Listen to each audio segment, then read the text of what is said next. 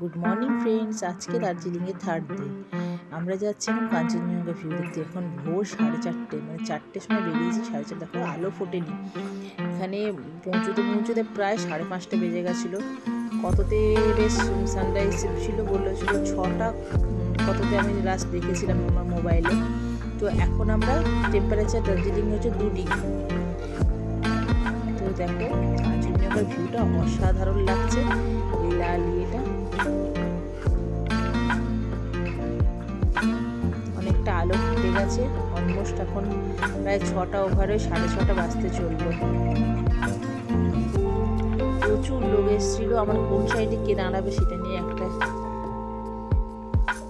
প্রচুর দিক দিয়ে ভিউ পয়েন্ট ছিল। সানরাইজ দেখা কমপ্লিট।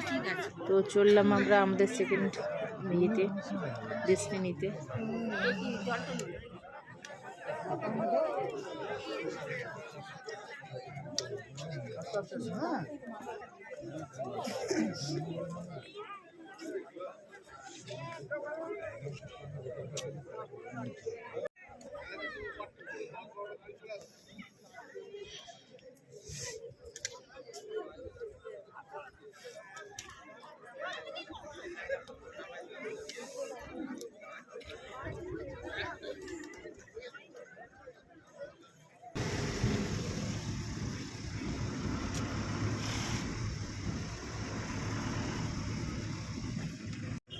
তো আমরা ঘুম স্টেশনের সামনে দিয়ে যাচ্ছি। এখন মনে হচ্ছে যাবো, যতদূর মনে হচ্ছে ঘুম মনেস্ট্রি মনে হয় যাবো। তো এই ঘুম স্টেশনের উপর দিয়ে যাওয়া হচ্ছে। তো চলো দেখতে থাকো আমাদের নেক্সট ডেস্টিনেশন।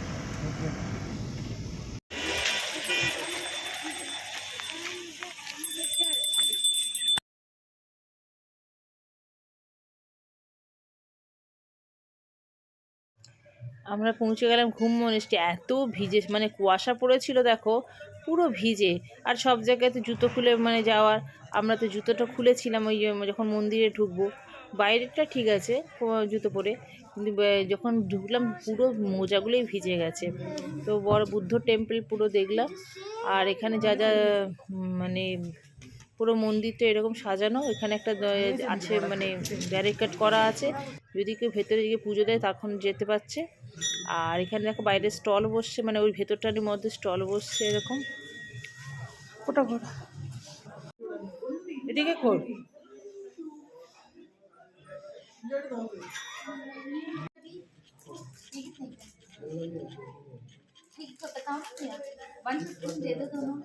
হ্যাঁ,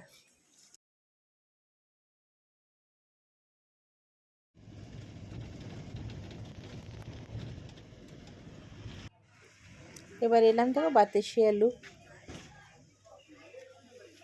লাইন দিতে হবে।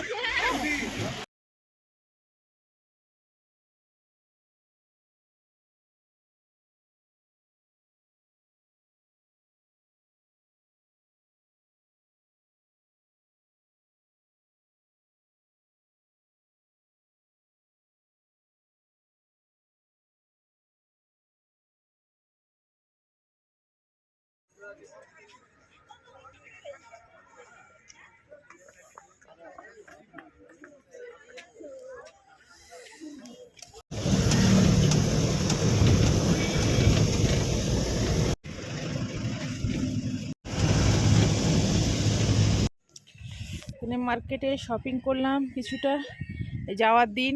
এবারে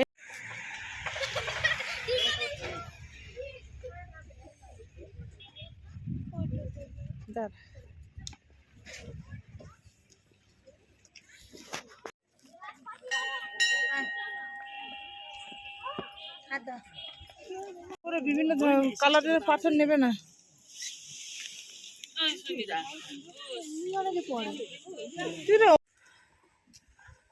এখানে কাছাকাছি ছিল মহাকাল টেম্পল। তো আমরা মহাকাল টেম্পলটাই আমার একদম আমাদের হোটেলের কাছাকাছি। তো এটা আমরা পায়ে হেঁটেই এলাম, একবার হোটেলে ঢোকার পরে বেরিয়ে এলাম। তো এখানে একটু ঘুরে বিভিন্ন মন্দির দেখে বেরোবো।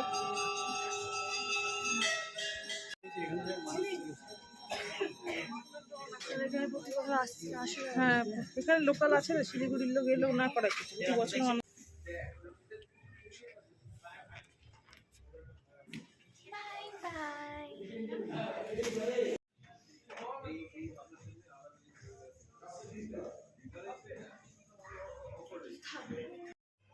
মাঝে আর লাঞ্চ ফাঞ্চ ছাড়ার আমার কোনো ভিডিও করিনি, মানে দিইনি। তো এবার বেরিয়ে পড়লাম, দুপুর 3টে বেজে গেছে, আমরা শিলিগুড়ির পথে, কারণ অলরেডি 3.5 ঘন্টা 4 ঘন্টা তো লাগবেই। তো সেখান থেকে তো আবার তোমাকে স্ট্যান্ডে যেতে সময় লাগবে, তো হাতে সময় নিয়ে আমরা বেরিয়ে পড়লাম, কারণ আমাদের 7টার বাস ছিল। চলো টাটা।